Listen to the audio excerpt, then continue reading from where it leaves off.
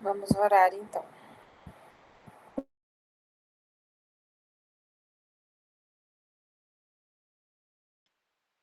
Nosso Senhor querido e amado, que o Senhor possa nos abençoar.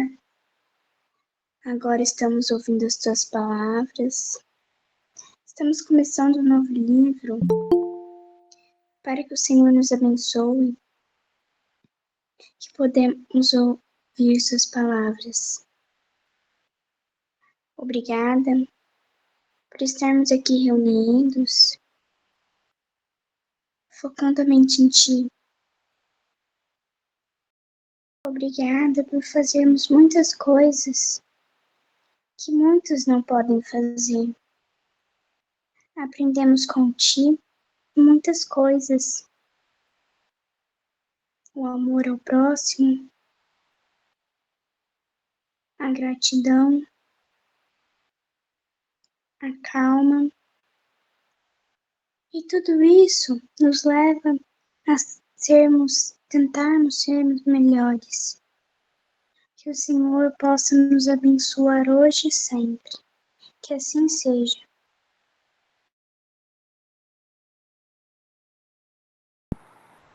Obrigada. Sempre é bom lembrar de Jesus mesmo, né? Que ele é o nosso exemplo de espírito perfeito. E eu acabei me lembrando que nos centros espíritas, de uma maneira geral, às vezes a gente acaba se distanciando, né? Não sei, eu pelo menos crescendo no centro espírita e convivendo com outros espíritas, né? Muitas vezes deixava de ler a Bíblia para ler apenas o Evangelho segundo o Espiritismo, né? Como se fosse só, assim, o que a Igreja Católica tem a Bíblia, então o Espírita tem o Evangelho segundo o Espiritismo, né? E a gente esquece que no Evangelho segundo o Espiritismo é basicamente um comentários da Bíblia, né? Sobre a ótica espírita, que é, na verdade, um retorno a Jesus, né? Então, nós que estamos iniciando o livro do André Luiz, a gente tendo em mente que nós estamos recebendo um acúmulo de informações de cunho mais espiritual, especificamente em relação à vida, né, no pós-morte, isso não nos afasta de Jesus, mas é no esforço que os amigos espirituais nos trazem, de que, tendo esse conhecimento, nós, entendendo os processos que nós vivemos, tanto encarnados quanto desencarnados, nós nos aproximemos de Jesus, né? Que é o nosso grande ponto de referência, né? De espírito perfeito, de amor, de paz, que nós todos devemos buscar, né? Então, a gente está continuando o nosso estudo, né, do André Luiz. A gente começou o nosso lar, eu acho que fazia um pouco mais de um ano que a gente estava lendo, e agora a gente está no segundo livro, Os Mensageiros. Eu não consigo ver se alguém às vezes levanta a mão ou se manda texto, então qualquer coisa vocês abram o microfone e conversem. Vou começar a ler então. Os Mensageiros. Esse é o prólogo escrito pelo Emmanuel. Lendo este livro, que relaciona algumas experiências de mensageiros espirituais, certamente muitos leitores concluirão, com os velhos conceitos da filosofia, que tudo está no cérebro do homem, em virtude da materialidade relativa das paisagens, observações, serviços e acontecimentos. Esse prólogo vem, eu acredito que em resposta aos efeitos que o nosso lar teve, né, com a sua publicação. Eu ouvi uma pessoa, um conhecido meu, comentando na época do lançamento do filme do Nosso Lar. A gente tem as nossas críticas aos filmes feitos, né, baseados na obra do André Luiz, mas na época eu lembro que essa pessoa aproveitou de toda a inconformação que ela tinha em relação a, a uma vida mais religiosa, né, uma vida mais ligada verdades espirituais, que usou dessa materialidade da paisagem do nosso lar, como se isso tirasse o mérito daquilo que foi escrito. Então, ele falou assim, não é possível que a gente morre e a gente continua tendo que trabalhar e andando em aeróbus, né, um ônibus voador, assim, como se isso fosse uma obra fantasiosa, né, espetacular. E, e isso foi na verdade, é uma desculpa, né, que a pessoa e, claro, os obsessores que estavam junto, né, para deixar, assim, aparente toda a sua revolta com a verdade espiritual, né, que a gente, para nós aqui, é uma realidade, né. Então, a uma pessoa que talvez não esteja tão ligada às verdades espirituais, ao bem, ou um crítico, né, uma pessoa cética, lendo o nosso lar, pode ter achado nessa materialidade. E aí, essa resposta do Emmanuel vem em relação a isso, né? Que a gente sabe que não é bem assim, mas ele vai explicar para nós. Forçoso é reconhecer, todavia, que o cérebro é o aparelho da razão e que o homem desencarnado, pela simples circunstância da morte física, não penetrou os domínios angélicos, permanecendo diante da própria consciência, lutando por iluminar o raciocínio e preparando-se para a continuidade do aperfeiçoamento no outro campo vibratório. Essa é a base do que foi dito pelo nosso lar, mas que a doutrina espírita deixa isso bem claro, né? Que não existe um salto, né, depois que morre, né? Não existe uma transição assim, morreu e já encontrou a beatitude, o céu. A gente vai ver isso no estudo de quarta, né, do céu e inferno. Mas isso é algo que todo mundo sabe, né? Até inclusive aproveitando essa conversa sobre os céticos, né? Uma pessoa cética pode usar desse argumento com a doutrina católica, né? Assim, eu não acredito que os padres ou a própria igreja, né? Na história da Igreja Católica, com todas os crimes, né, realizados nas cruzadas, a Inquisição, toda a situação. Poderia dizer, não acredito que a pessoa morre e ela vai para o céu. Realmente não, né? Nós aqui da doutrina, a gente sabe que quando a gente morre, a gente está conosco, né, com aquilo que nós fizemos. E o nosso perispírito, que está muito ligado ao nosso corpo, ele não dá saltos e imediatamente se sente como um espírito, né, e com todas as suas capacidades de espírito, de pensamento, de raciocínio. Então, a morte ele é um momento de atribulação do espírito, né? Ele fica meio atordoado até ele entender a sua nova condição.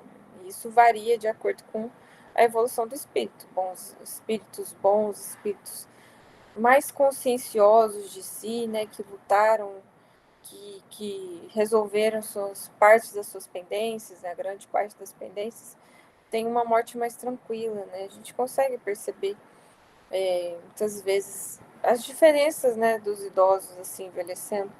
Muitas vezes o idoso que não se resolveu muito consigo, ele traz, né, uma amargura, a depressão característica, né, da idade mais avançada, ou então às vezes até as demências que a gente já conversou aqui, que é, o maior antídoto de uma demência é uma vida tranquila, no sentido de consciência tranquila, né?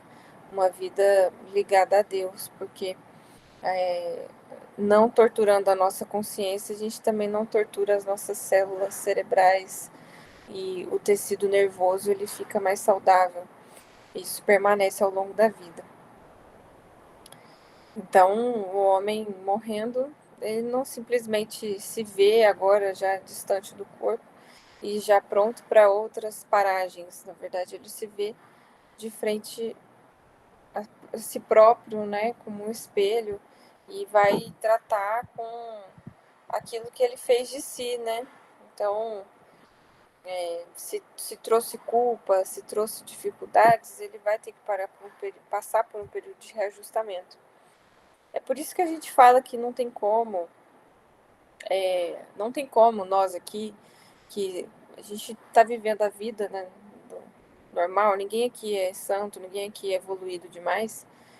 É muito difícil que nenhum de nós, não todos nós, né, não passemos um tempo no umbral, porque a gente acumula vibrações pesadas, situações de raiva, de mágoa, de ressentimentos, que muitas vezes a gente não resolve muito bem dentro de si, e aí é preciso que a gente espie, né, um certo tempo no umbral. O Thales comentou isso na quarta-feira, que o próprio exemplo do André Luiz, né, o André Luiz que no nosso lar ele passou 8 anos no umbral, e ele foi um médico, né, que deu receita de graça, trabalhou de graça, deu até o dinheiro do remédio em muitas ocasiões, mas ele não fez isso com um crescimento espiritual associado.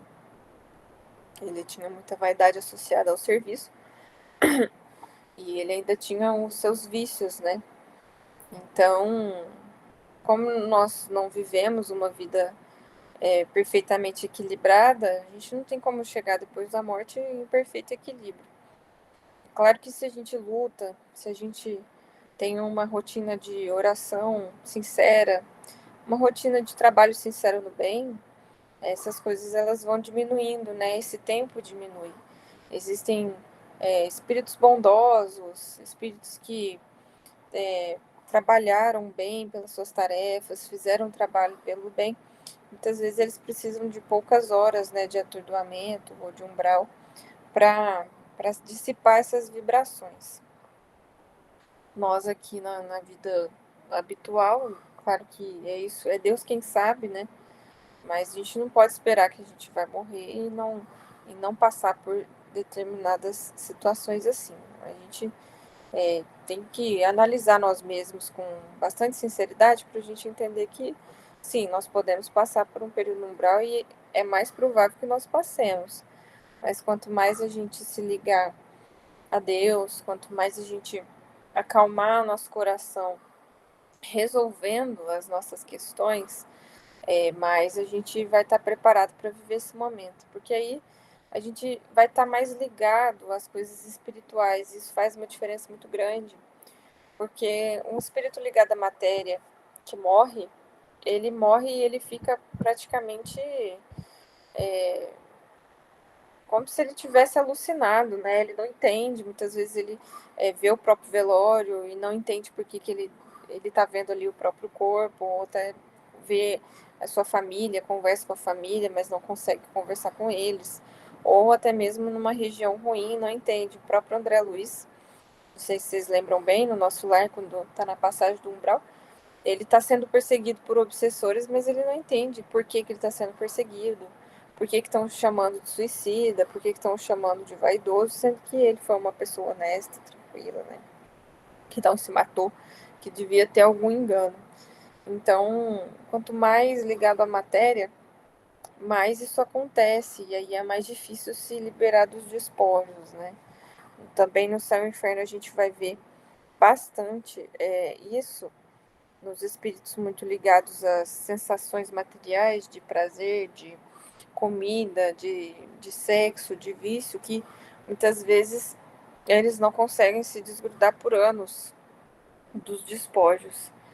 Então, é claro que existe ainda muita materialidade no nosso plano espiritual, no sentido filosófico mesmo, né? Quando a gente vê o André Luiz que está lá no nível do nosso lar e eles estão trabalhando lá nos Ministérios da Regeneração, quando vão chegar os pacientes, né, que eles estavam numa edição, eu esqueci a palavra, mas num momento de socorro que os samaritanos vão pegar espírito do umbral e vão levar lá para o nosso lar, eles precisam abrir espaços e eles arrastam macas, né?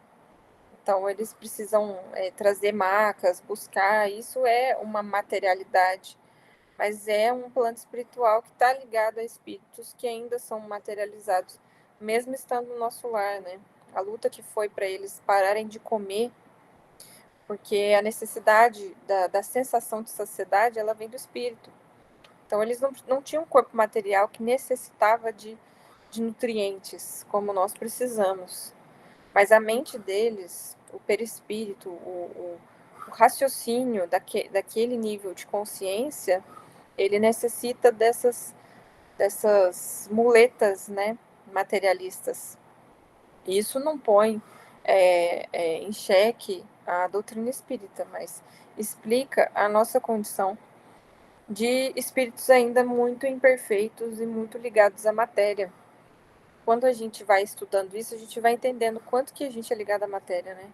O quanto que um alimento que atiça as nossas papilas gustativas gera um efeito tão forte em nós, né?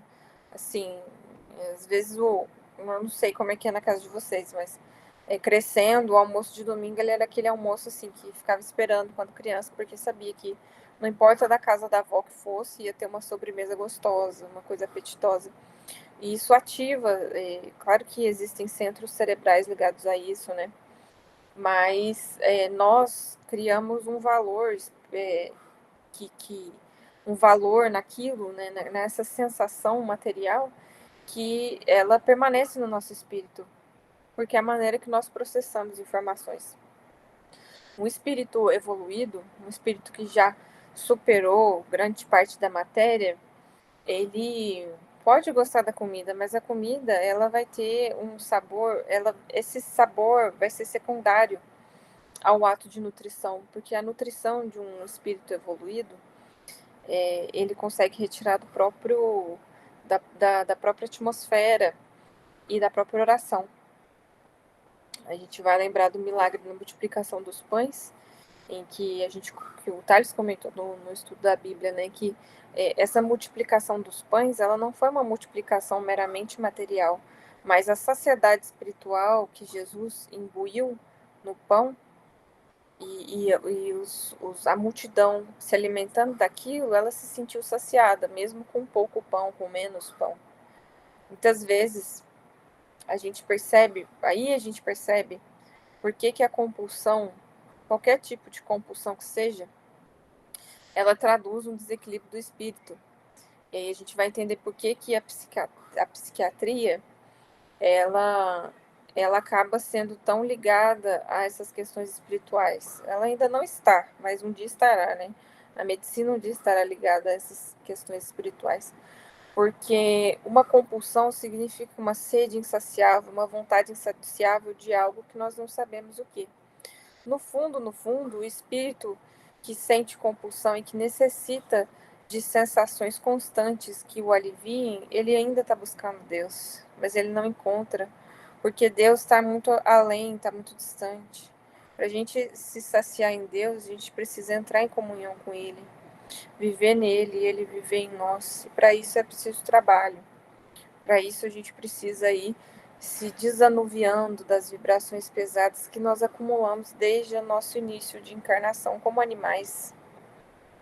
A gente vai aprendendo a deixar de enxergar a comida, o sexo de origem inferior, as trocas em relação aos vícios, a perda da consciência, para uma busca de comunhão com Deus. É por isso que a gente vê, por exemplo, os êxtases dos santos, a Santa Teresa d'Ávila, São Francisco de Assis comentam, né, que numa oração eles sentem um prazer indizível. Esse prazer é um alimento espiritual. E é claro que nós, encarnados, a gente não consegue viver só disso. Mas a vida de encarnado é uma vida de preparo para a gente buscar isso. Então, quanto mais a gente se liga a Deus, mais aquilo cria dentro de nós um espaço que ele já existe, mas a gente precisa treinar a chegar até ele, né? E aí, entendendo esse espaço, todas as diversões e prazeres humanos, eles vão perdendo sentido. Eles vão diminuindo a sua intensidade e a gente vai sabendo buscar situações melhores. A gente vê isso quando a gente está tentando vencer um defeito. Quando a gente começa a caminhar, a gente percebe que muitas vezes uma conversa onde as pessoas preferem falar mal das outras, ou conversas onde um quer que o outro se subjugue, ou que quer contar vantagem sobre o outro. Quando a gente deixa de se alimentar desse tipo de situação, que são situações infelizes, que de ordem inferior, a gente consegue perceber que aquilo não nos alimenta mais. Mas a gente pode ter se alimentado daquilo, assim como de todos os vícios e defeitos, né? A gente não entende, mas a gente se alimenta de um egoísmo, da vaidade. E o trabalho de encarnado é a gente se desfazendo disso, né?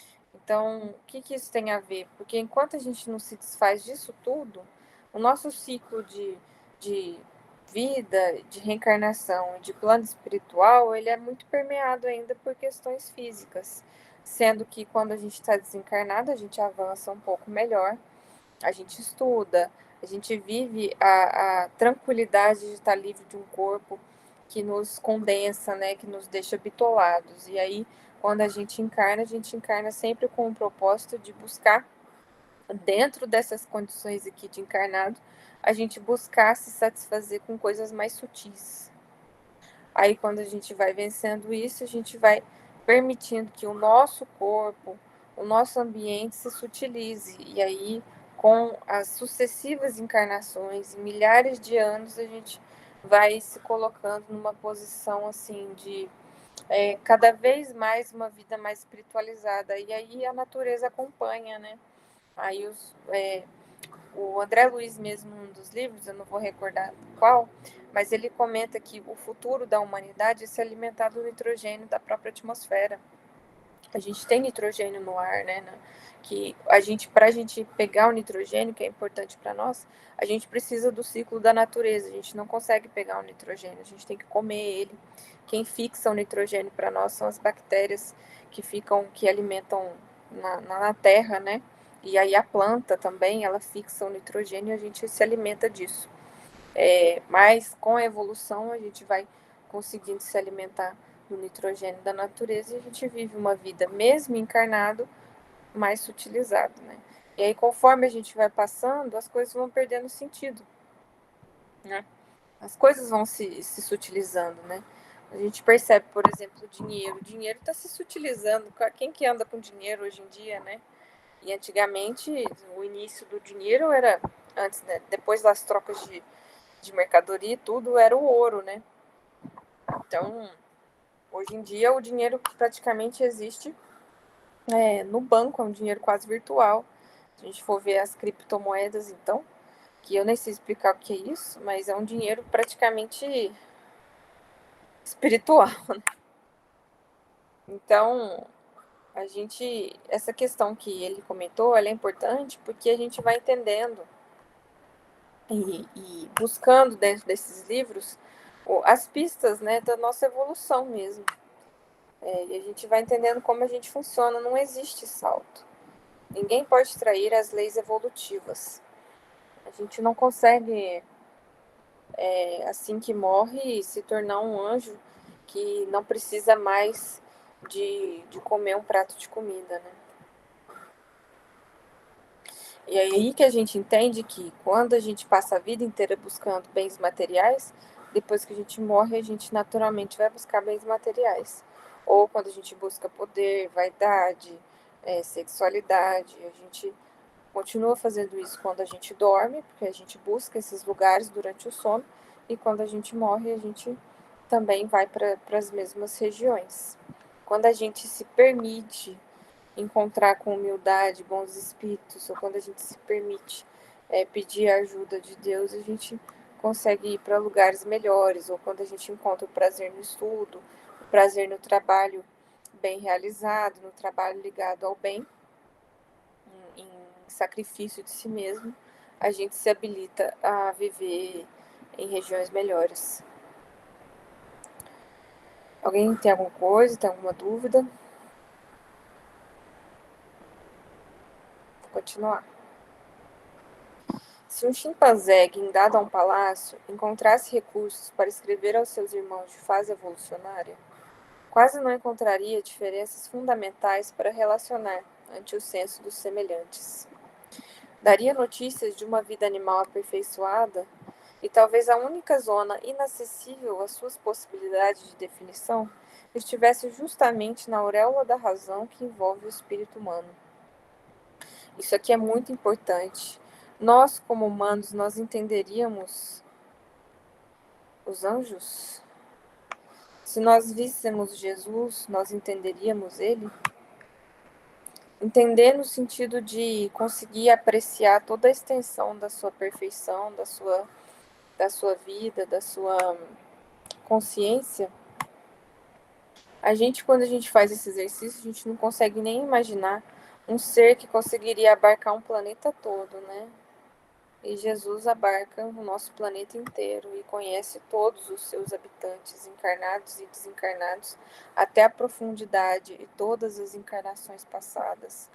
E a própria encarnação e consegue chegar ao pensamento de qualquer um dos seus espíritos tutelados. A gente não consegue entender isso. Então, o chimpanzé avaliando a vida de humanos, ele também não entenderia. Assim como humanos tentando vislumbrar uma vida espiritual que a gente ainda não tem capacidade de enxergar, a gente também não conseguiria enxergar, né? Então, continua sendo a resposta do porquê que a gente ainda não entende certas coisas e porquê que as críticas relacionadas a esses livros, elas são infundadas. Não tem problema quando a gente evoluir, quando a gente sair um pouco desse véu da matéria, nós entenderemos e os bons espíritos estarão esperando nós pacientemente. Mas, apesar deles esperarem pacientemente, eles também buscam e chamam constantemente os espíritos que estão dispostos a trabalhar e ajudar para que a evolução do nosso mundo se faça mais rápida, né? Quanto às formas de vida, a mudança não seria profundamente sensível. Os pelos rústicos encontram sucessão nas casimiras e sedas modernas. A natureza que cerca o ninho agreste é a mesma que fornece estabilidade à moradia do homem. A fauna ter-se-ia transformado na edificação de pedra. O prado verde liga-se ao jardim civilizado. A continuação da espécie apresenta fenômenos quase idênticos. A lei da herança continua com ligeiras modificações. A nutrição demonstra os mesmos trâmites. A união de família consanguínea revela os mesmos traços fortes. O chimpanzé, desse modo, somente encontraria dificuldade para enumerar os problemas do trabalho, da responsabilidade, da memória enobrecida, do sentimento purificado, da edificação espiritual, enfim, relativa à conquista da razão. Isso quer dizer que os humanos, em relação aos animais, é a questão da razão mesmo, que a gente comenta que foi o grande salto, né, na natureza da humanidade em si, que fez a humanidade ser humanidade. Mas a, a nossa vida ela é ainda muito materializada, animalizada, né? Porque é sempre gradual. A gente vai ainda muito tempo para que as nossas relações, por exemplo, de reprodução, deixem de ser tão assim carnais, né? E animais. A própria questão do parto, se a gente for ver, ele é bem brutalizado, né? Um parto normal em si é uma questão bem da natureza mesmo, né? Que claro que guardadas as proporções, ele acontece sozinho, né? Nem precisaria tanto assim de ajuda da parteira, da médica, por exemplo, né? Claro que não é bem assim, né, gente? Em outras situações, mas via de regra é uma questão bem natural mesmo, que a gente quase não tem controle. Em vista disso, não se justifica a estranheza dos que leem as mensagens do teor das que André Luiz, endereçadas aos estudiosos devotados à construção espiritual de si mesmos. O homem vulgar costuma estimar as expectativas ansiosas, à espera de acontecimentos espetaculares, esquecido de que a natureza não se perturba para satisfazer a pontos de vista da criatura. Não importa o quanto a gente imagine que seja o mundo além, né? Mesmo o plano espiritual, ele obedece a leis da natureza rigorosíssimas, leis que Deus fez e que a gente não tem capacidade de abarcar. A morte física não é salto do desequilíbrio e passo da evolução, simplesmente. A maneira do macaco, que encontra no ambiente humano uma vida animal enobrecida, o homem que, após a morte física, mereceu o ingresso nos círculos elevados do invisível, encontra uma vida humana sublimada. É claro, né? Porque a gente que vive aqui uma vida que a gente não consegue conceber o pensamento dos outros, a gente não enxerga o perispírito das pessoas, a gente não enxerga nem as consequências dos comportamentos das pessoas e das maneiras delas de agirem, né? Porque se for ver, a gente convive com pessoas de graus variados de dificuldade ou de santidade, muitas vezes que a gente não percebe, né? Existem pessoas ao nosso lado que trazem virtudes imensas e muitas vezes elas passam despercebidas pelas pessoas em geral.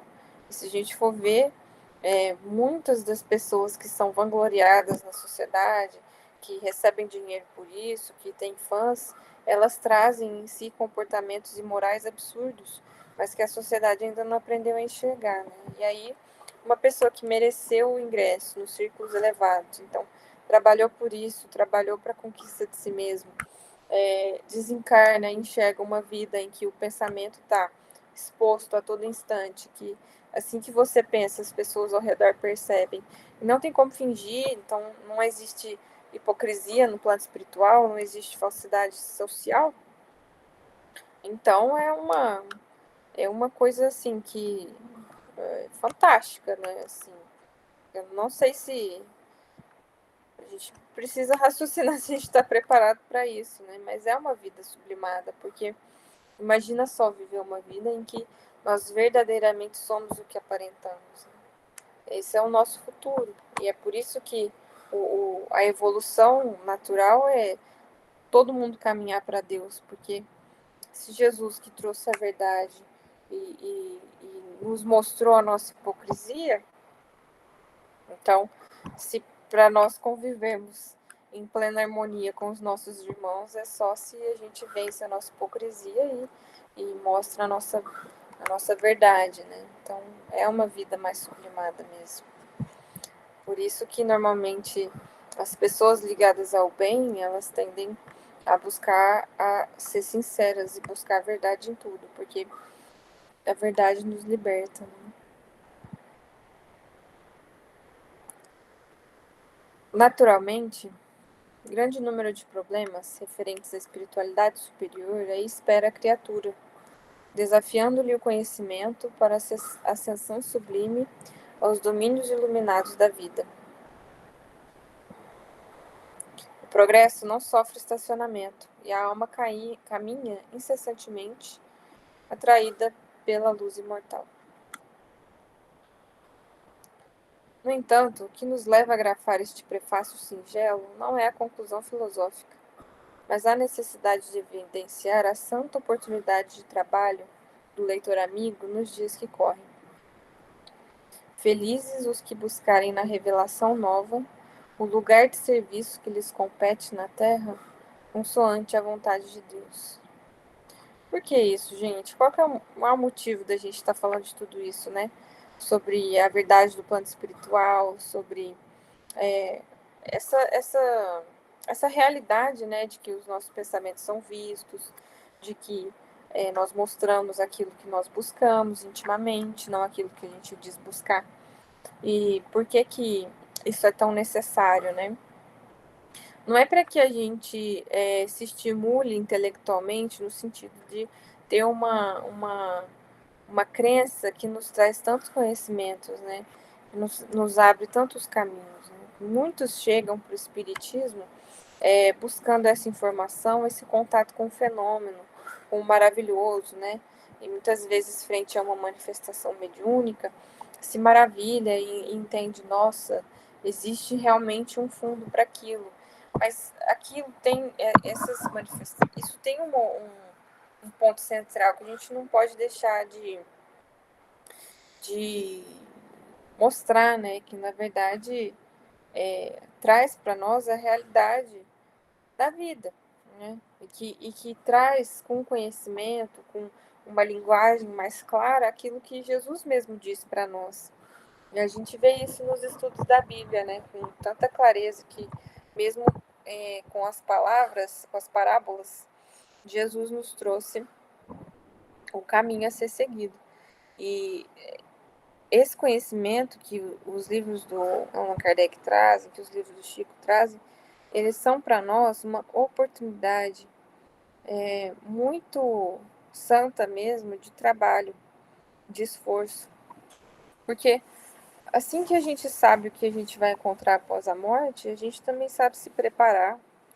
Quando a gente entende o que está por trás do comportamento humano, do nosso próprio comportamento, aí lutar contra os nossos defeitos, ele se torna muito além do que simplesmente falar, né? Muito além de entender, nossa, eu preciso mesmo ser menos egoísta. Mas com essas leituras, com raciocínio sobre as obras, né, trazidas pela espiritualidade, por Jesus, a gente entende exatamente o como fazer, né? A gente tem aí a possibilidade de nos entendermos melhor como espírito, entender melhor a família em que a gente veio, o relacionamento de marital, né, que nós temos, e trazer realmente um sentido profundo que é a, a nossa consciência, a nossa inteligência sendo aproveitada, sendo exercitada a favor de nos conhecer melhor e lutar pelo bem que nós sabemos que nós temos em nós mesmos, mas a gente ainda precisa conquistar.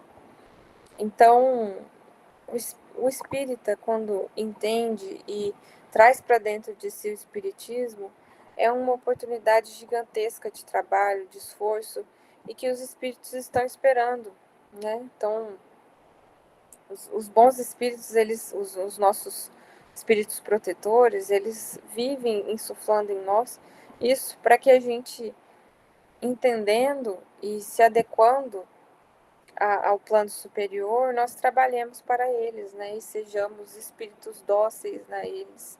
E aí todos nós que trazemos uma mediunidade maior ou menor grau, nós nos tornamos um ponto de luz em que não importa onde nós estejamos, seja no trabalho, na rua, nos encontros casuais aí da rua, com desconhecidos, com conhecidos, ou nas próprias tribulações da vida, né, no trabalho com os filhos, com o marido, ou a esposa, os pais, a família no geral, nós estaremos carregando conosco os amigos espirituais que não nos vão deixar na mão, né? Mas isso depende da nossa ligação, de que nós estejamos ligados a eles, né? E isso é feito com a oração sincera, mas com essa força de vontade da gente superar a materialidade que a gente aprende, né?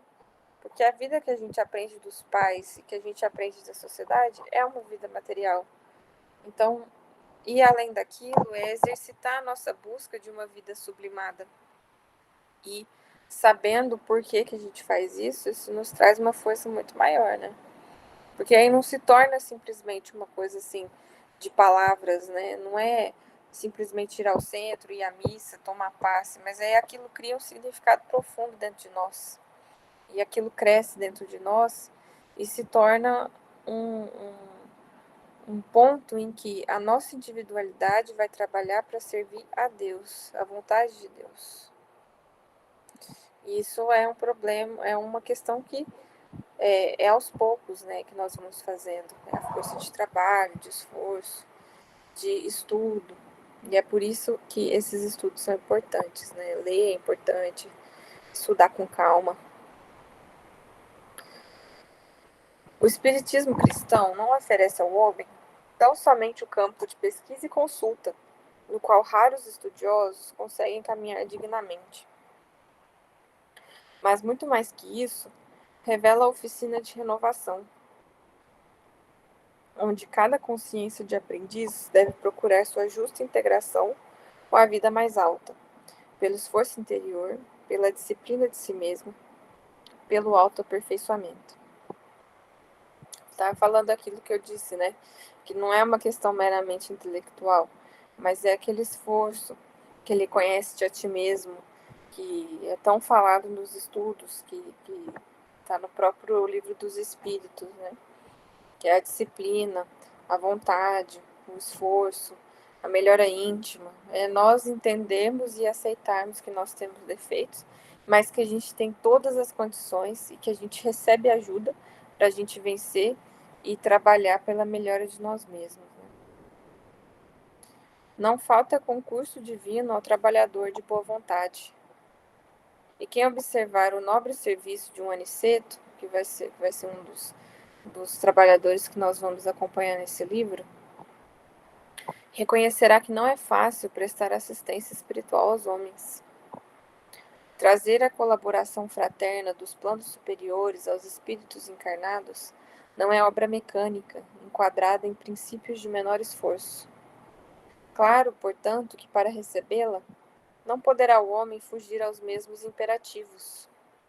É indispensável lavar o vaso do coração para receber a água viva, abandonar envoltórios inferiores para vestir os trajes nupciais da luz eterna.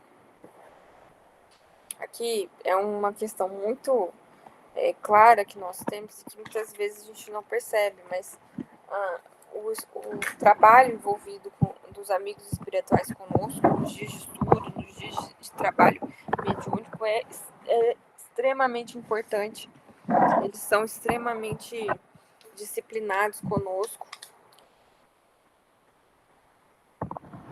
Eles trabalham pelo nosso equilíbrio, mesmo a gente não fornecendo condições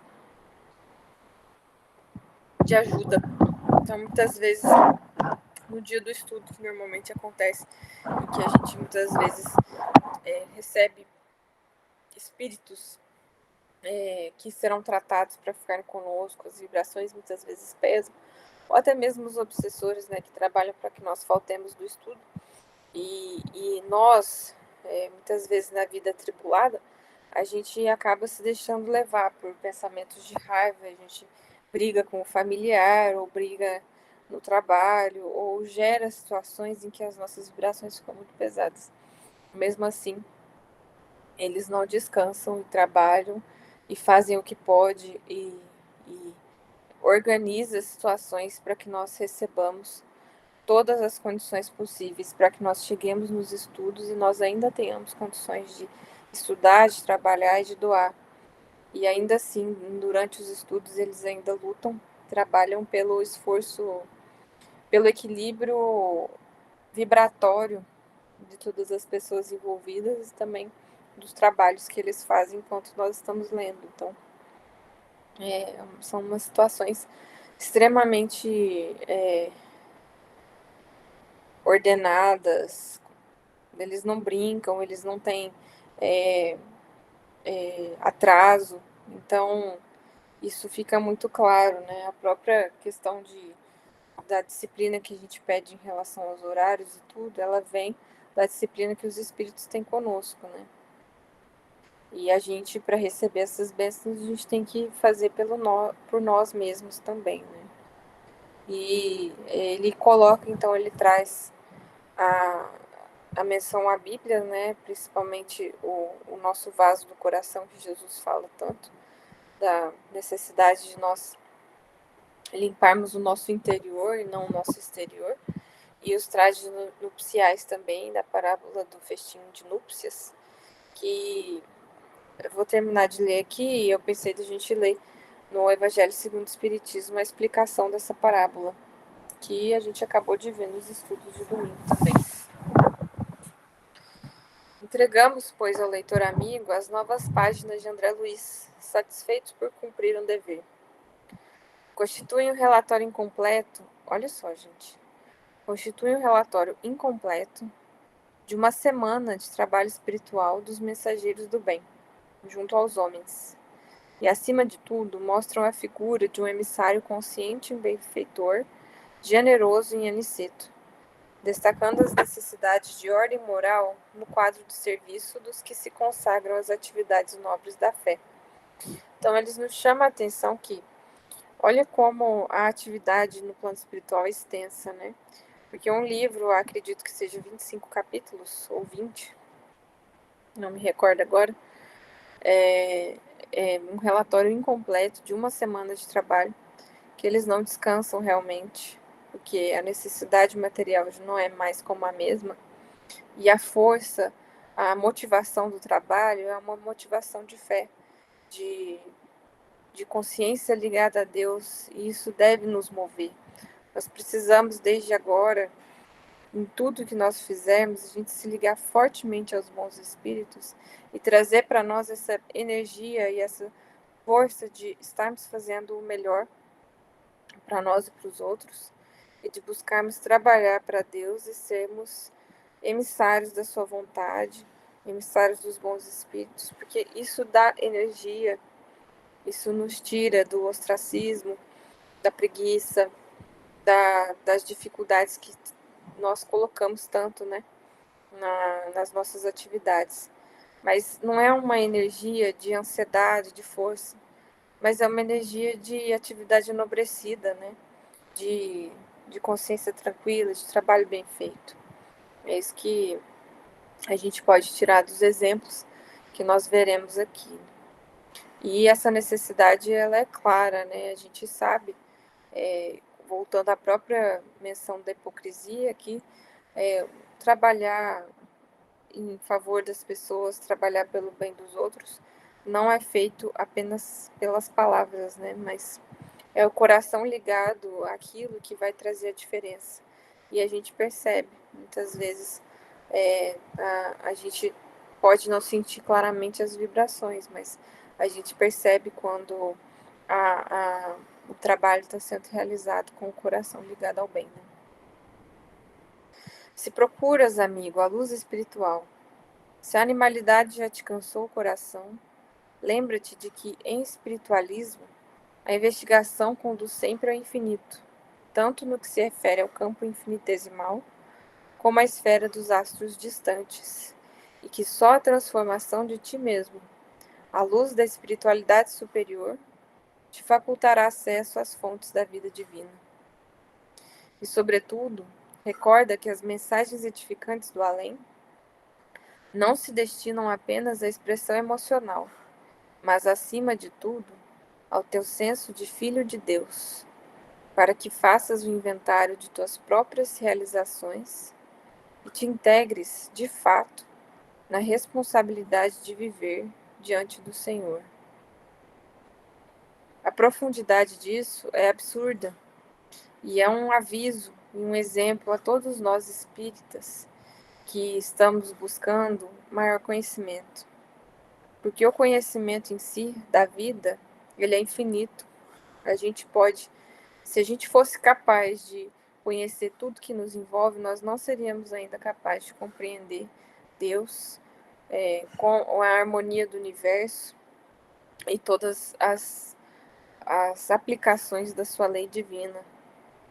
Se a gente conseguisse, se a gente for buscar apenas a informação intelectual, nós estaremos buscando apenas parte da vida divina, né? Apenas parte desse conhecimento absurdo.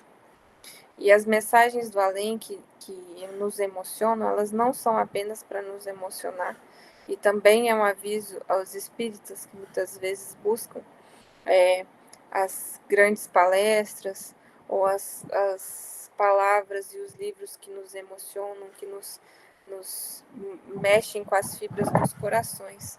Mas é o senso de filho de Deus, que é o que é mais profundo que nós possamos sentir, que é a comunhão com Deus, a ligação e nos sentirmos realmente seus filhos e criaturas. Fazendo isso, com o inventário das nossas realizações, que é conhecer nós mesmos e entender todo o nosso passado, entender os nossos erros e os nossos acertos, os nossos defeitos e as nossas virtudes em potencial. Conhecendo isso, sem subterfúgios, sem querer esconder as nossas maldades e torpezas, e sem querer trazer para nós virtudes que nós não temos, e nos integrarmos de fato na responsabilidade de viver diante do Senhor, que não importa o que nós fizemos, nós fazemos, sabendo que nós estamos ligados a Deus e que nada passa despercebido por Ele, nós entendamos a realidade de vivermos para Ele e por Ele em tudo que nós fizermos, seja em qualquer situação. Qualquer problema pequeno da vida é uma chance de nós nos conhecermos, vermos as nossas realizações e mudarmos o nosso comportamento, sabendo que Deus enxerga tudo e espera de todos nós com uma paciência mais do que milenar, né? De milhares de anos, que nós entendamos a necessidade do nosso crescimento, a necessidade da nossa humildade diante dele, diante dos outros, de entendermos os nossos defeitos e aceitarmos a correção que Deus nos manda, seja através das pessoas, através da própria vida, na nossa situação de maneira geral, né? Nós estejamos ligados e atentos a receber os avisos que Deus nos manda, seja por qualquer situação, até mesmo um problema que às vezes parece insolúvel, é o nosso momento de receber uma bênção de Deus. Muitas vezes situações que nós consideramos ruins são situações que são divinas, providenciais, para que nós não caiamos mais nos nossos erros, né, de antes. Então, Emmanuel fecha a mensagem. Pedro Leopoldo, 26 de fevereiro de 1944. Ainda no final da Segunda Guerra Mundial. E que foi falado no livro passado, né? Aquele capítulo sobre a Segunda Guerra. E agora, vou ver se eu consigo. Vou fazer minha janela e no livro, quer dizer, alguém tem alguma coisa para falar, né?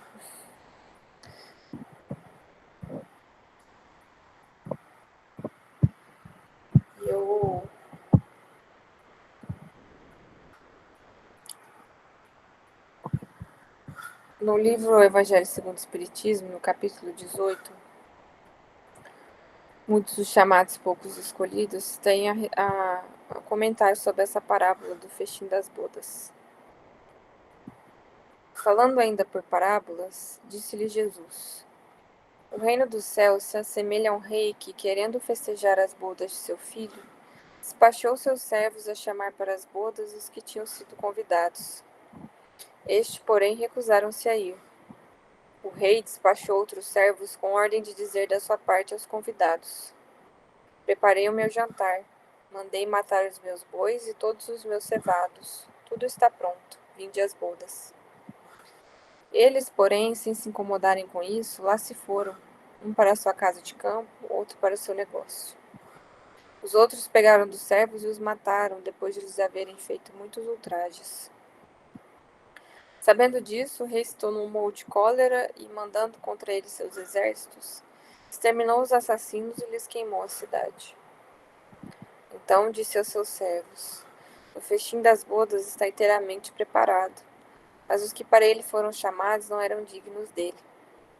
Ide, pois, às encruzilhadas e chamai para as bodas todos quantos encontrardes. Os servos então saíram pelas ruas e trouxeram todos os que iam encontrando, bons e maus. A sala de bodas encheu-se de pessoas que se puseram à mesa. Entrou em seguida o rei para ver os que estavam à mesa, e dando com o homem que não vestia a túnica nupcial, disse-lhe: Meu amigo, como entraste aqui sem a túnica? O homem guardou silêncio. Então disse o rei à sua gente: Atai-lhe as mãos e os pés e lançai-o nas trevas exteriores. Aí é que haverá prantos e ranger de dentes, porquanto muitos há chamados, mas poucos os escolhidos. O incrédulo sorri a esta parábola que lhe parece de pueril ingenuidade, por não compreender que se possa opor tanta dificuldade para assistir a um festim, e ainda menos que os convidados levem a resistência a ponto de massacrarem os enviados do dono da casa. As parábolas, diz ele, o incrédulo, são sem dúvida imagens, mas ainda assim mistério se torna que não ultrapassem os limites do verossímil. Não é a mesma coisa dos incrédulos falando das materialidades do nosso lar? Outro tanto pode ser dito de todas as alegorias, das mais engenhosas fábulas, se não lhes fossem tirados os respectivos envoltórios, para se achado o sentido oculto. Jesus compunha as suas com os hábitos mais vulgares da vida e as adaptava aos costumes e ao caráter do povo a quem falava. A maioria delas tinha por objetivo fazer penetrar nas massas populares a ideia da vida espiritual, parecendo muitas ininteligíveis quanto ao sentido, apenas por não se colocarem neste ponto de vista os que as interpretam. Na de que tratamos, Jesus compara o reino dos céus, onde tudo é alegria e ventura, a um festim. Falando dos primeiros convidados, alude aos hebreus, que foram os primeiros chamados por Deus ao conhecimento da sua lei.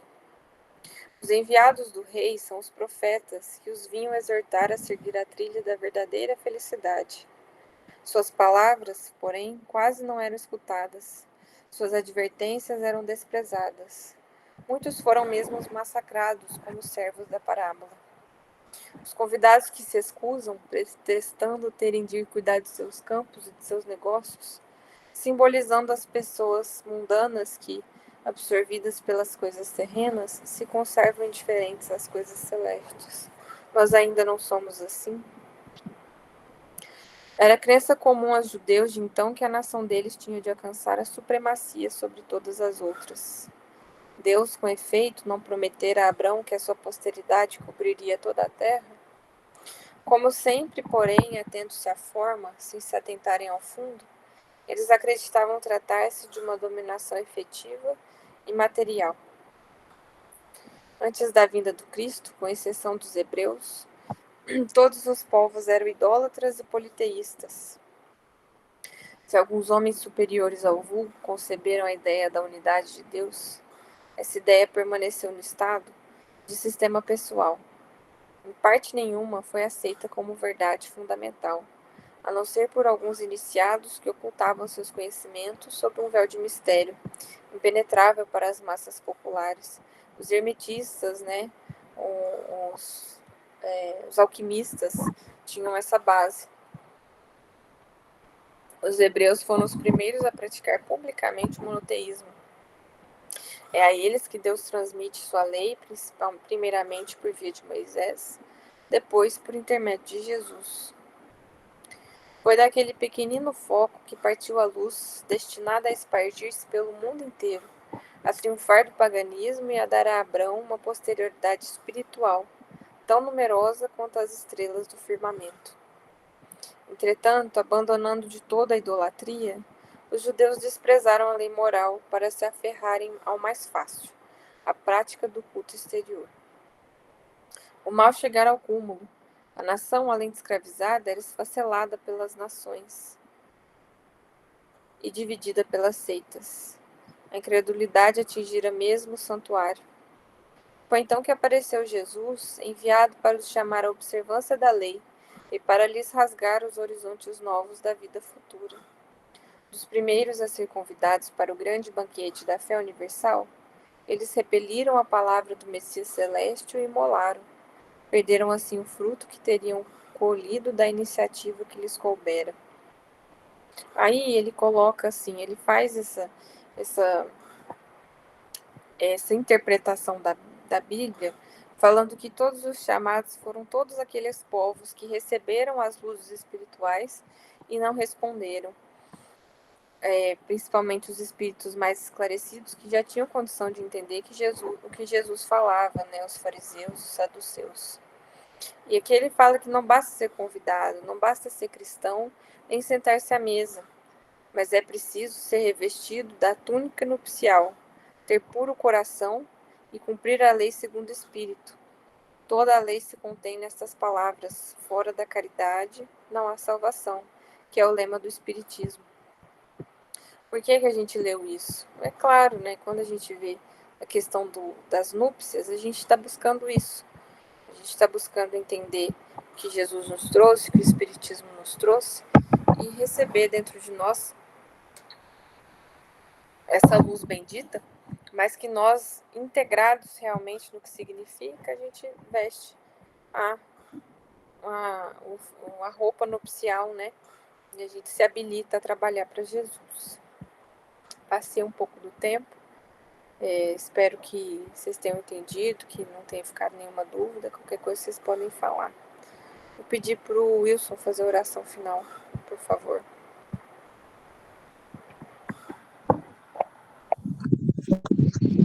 Sim, vamos lá. Pode ser? Ok. Mestre amado Jesus, como é bom terminar o dia falando em sua palavra, sentindo a sua presença pela santa doutrina espírita. Gratidão, Senhor, por colocar pessoas tão boas em nosso caminho que possam nos ensinar a sua palavra, ensinar bons conceitos, ensinar os caminhos perfeitos para percorrermos. Que essa noite seja uma noite de descanso merecido a todos, que possamos deixar os fardos do dia e que amanhã acordemos livre para começar tudo de novo. E que os erros se transformem em lições para que possamos melhorar nossa reforma íntima e possamos, de um jeito ou de outro, Senhor Jesus, viver do bem, amando ao próximo e fazendo bem sem saber a quem. Gratidão, Mestre Jesus, que assim seja.